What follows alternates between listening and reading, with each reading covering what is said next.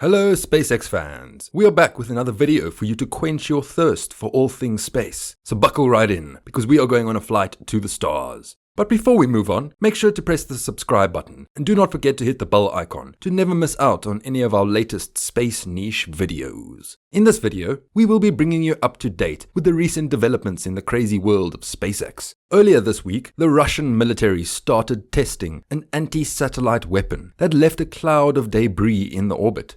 The test was conducted some 500 kilometers above the Earth. Astronauts aboard the International Space Station were told to seek shelter in their docked spacecraft in case of a catastrophic collision. The US government called Moscow's behavior dangerous and irresponsible, but Russian Defense Ministry denied the allegations and accused the United States of hypocrisy, considering past debris-generating anti-satellite weapons tests by China, India, and the United States. However, others see a bigger problem than just blowing up satellites in space. For example, on September 4th, 2017, after The Verge posted a tweet of Russian President Vladimir Putin's statement on Twitter, speaking to school children about artificial intelligence, President Putin said, "Whoever becomes the leader in this area will rule the world." On the same day, and confirming his earlier warnings, Musk responded with these two words: "It begins." In another tweet, Musk added, "For many years, Musk had been warning about the dangers of AI-powered robots. He went as far as predicting scary outcomes, like in The Terminator," in another tweet. Musk also said that artificial intelligence could lead to a third world war in a recent ominous prediction. China, Russia, soon all countries will have strong computer science.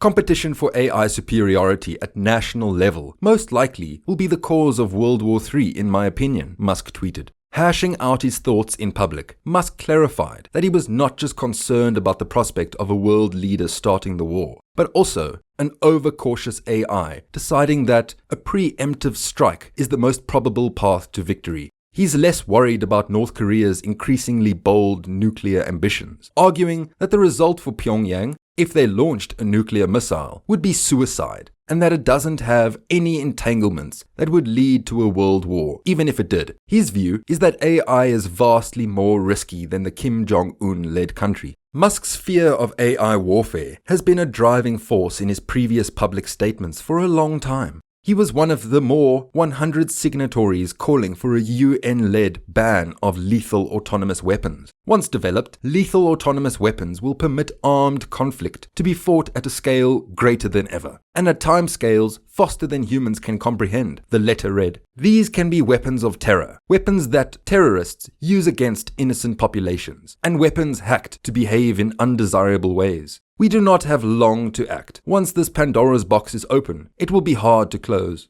Putin said that the development of AI raises both colossal opportunities and threats that are difficult to predict. Whoever becomes the leader in this sphere will become the ruler of the world, he said at a meeting with students on Friday. Actually, Russia isn't beginning anything when it comes to AI. It's just that its progress in the field has been somewhat below the radar. We are used to discussing AI in the context of major Silicon Valley companies or top US universities' advancements. And while Russia's work here, the top names are not Russian.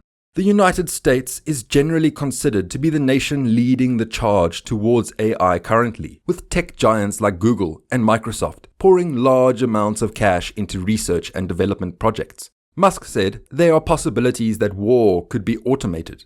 Meanwhile, SpaceX, which is pursuing the Starlink space program, has been accused of posing a threat to Russian security, according to Dmitry Rogozin, the director of Roscosmos. In an interview with Gazetu.ru, Rogozin said, "It's all history for the special forces. To transfer from one continent to another specially trained people, such technologies will be good. But this is not all in order to open up the possibility of mankind to fly across the ocean in a matter of minutes." Roscosmos Director General Dmitry Rogozin believes that Starlink satellites, launched by Elon Musk's company SpaceX, can be used for military purposes in the future, including for changing the flight path of cruise missiles and managing spy networks. This year, SpaceX received about $900 million in state subsidies. The entire subsidy for the forthcoming period is $20 billion. So a question arises, why would the government do that? And the answer is, those spacecraft provide internet connection. They can become a platform for steering cruise missiles, for changing their flight path when they are already in flight. They can also be used for sending orders to special forces, to networks of agents, he said. He further stressed regarding Starlink's potential to serve as a medium for Western propaganda broadcasts, that the internet it delivered may have purely political and most likely anti-Russian content directly to mobile phones. This follows the introduction of legislation by Russian lawmakers late in 2020, prohibiting Starlink's operations in the country, and thus ensuring that internet traffic in the world would be handled through Russian-based telecoms operators. Rogozin went on to say that by now, about 1,800 Starlink satellites were delivered to orbit. The next stage of the project envisages the launch of 17,000 spacecraft. Eventually, Starlink's orbital constellation will comprise of about 42,000 satellites. We won't just sit and wait, of course. We have our own project, Sfera. It was presented to the president earlier this year, and we plan to launch hundreds of our own satellites to protect our sovereignty, Rogozin said. The Russian government may fine individuals or companies for using Starlink internet developed by the US company SpaceX, according to local reports.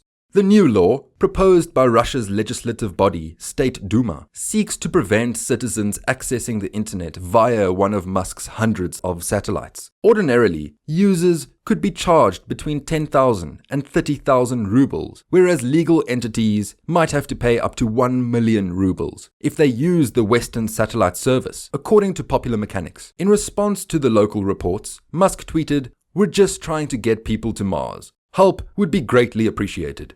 After launching a record-breaking 143 satellites into orbit on Sunday, SpaceX is slowly inching towards its goal of wrapping the Earth with up to 42,000 Starlink satellites to provide super-fast internet.